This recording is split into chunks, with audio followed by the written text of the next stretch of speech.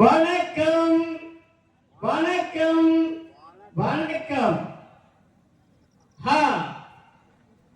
இதுவரைக்கும் நீ என்ன செய்து கொண்டிருந்தாய் மகாராஜாவே?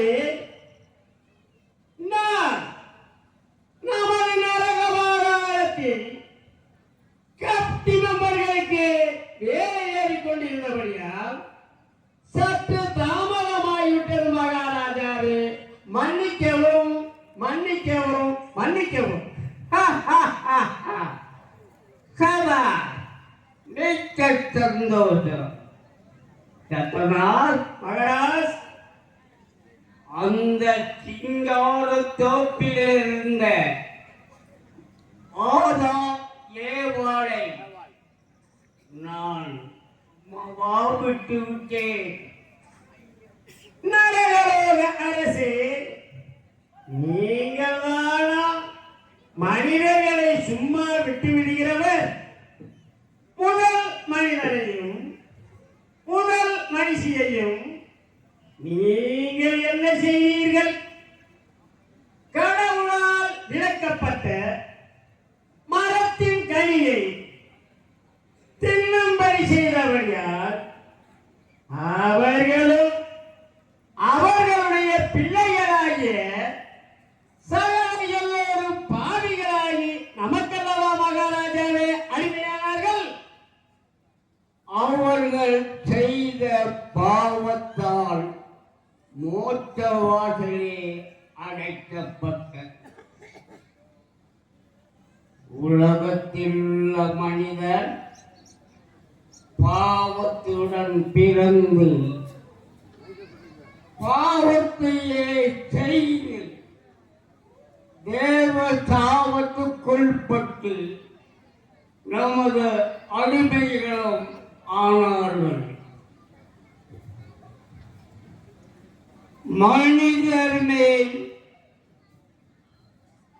கடவுளுக்கு இரக்கம் அதிகம் அதிகம், மிக மிக அதிகம். பாவத்தில் நின்று மீட்க தமது ஏகசுதனை உலகத்துக்கு அனுப்புவதாக வாக்கு கொடுத்தார். மனிதர்களுக்கு நல்ல படிப்பினைகளை போதிக்க பிதாக்களையும் தீர்க்கதரிசிகளையும் அனுப்பினார். மோசே மூலமாய் 10 கற்பனையை கொடுத்து பாவம் செய்தவர்களை உலகத்தில் கூடாஸ்தாரம் கழித்து மற்றவர்களை பயமுறுத்தினார். அரசே, மனிதன் எவ்வளவு நேசமாயிருந்தாலும் கட்டளை கொடுத்தாலும் ஆசாபாசத்துக்குள்பட்டு எல்லோரும் பாவிகளாகி நமக்கல்லவா மகாராஜாவே அடிமையானார்கள். நரகலோக அரசே, கடவுள் தமது ஏகசுதனை உலகத்துக்கு அனுப்புவதாக சொன்னாரே, அவர் வந்துவிட்டாரா மகாராஜாவே?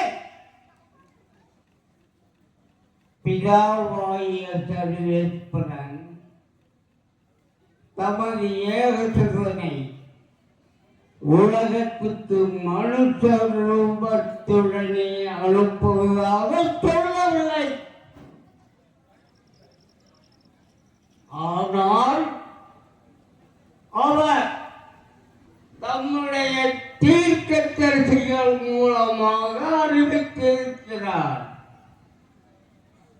அவர் ஓர் கன்னியிடம் பாலனாக பிறப்பார் என்று தெளிவாக வேத புத்தகத்தில் எழுதப்பட்டிருப்பது உனக்கு தெரியாதோ